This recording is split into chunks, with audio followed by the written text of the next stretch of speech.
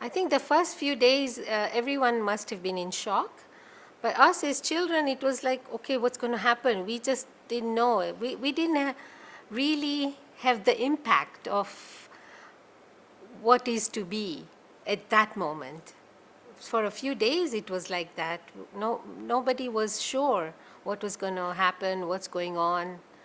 So it was like that for a few days, at least maybe a couple of weeks before it started to sink in people's minds that this is for real and we have to leave in 90 days. My father was, like I told you, he was an engineer and he would be going to different gineries. So he was coming home from one such trip, and on the road he saw horrendous things like because his car had to stop, and before that there was a bus load of people, and they had gotten all the people out, and there were young girls like 14, 15, 12, and what those goons did to those young girls, my father saw with his own eyes. So when he came home, he was ashen, and he told my mother, we have to leave. We have two girls because,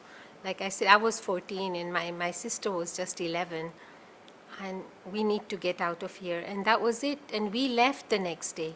I don't recall exactly when the banks had frozen everybody's accounts, but I remember my father saying that that's it, money is frozen. So I think we had about 45 pounds, sterling pounds, to take with us. And that's us, the children, and my parents. So that was it.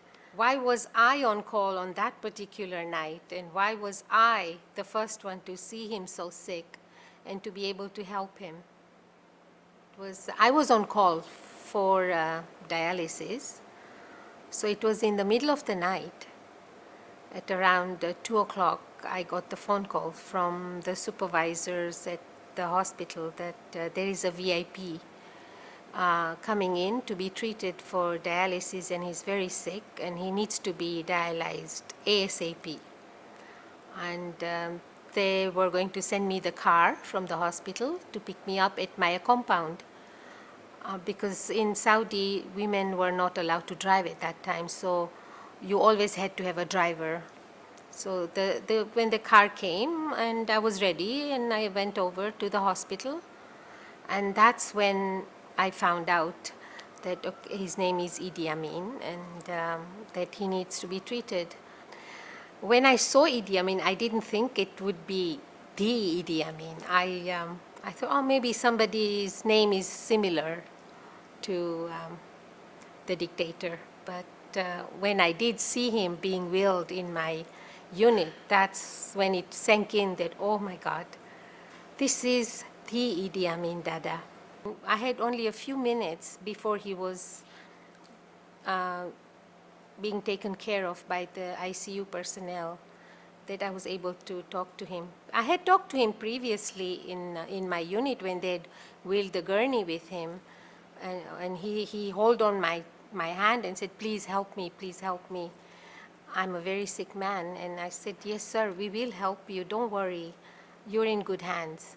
And then when he was in ICU, that's the time I was able to have just a few moments, very few, maybe not even a couple of minutes, to be able to tell him that I'm one of those Ugandan Asians who he had kicked out.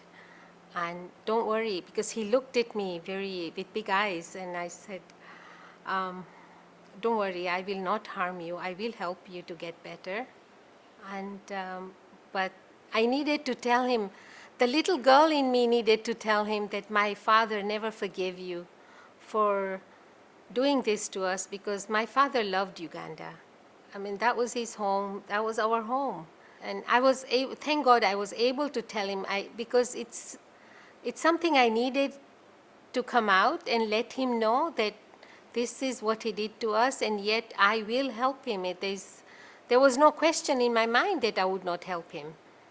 I Honestly, after I had said what I needed him to know, everything just was gone, and I had the most compassion for him. I really did feel sorry for him. Whatever we do in this life, we it comes back to us. We pay back while we are here on this earth, because that was what my experience was with Idi Amin. That whatever he did, it came back full force, and hence that's the title of my story, that full circle with Idi Amin.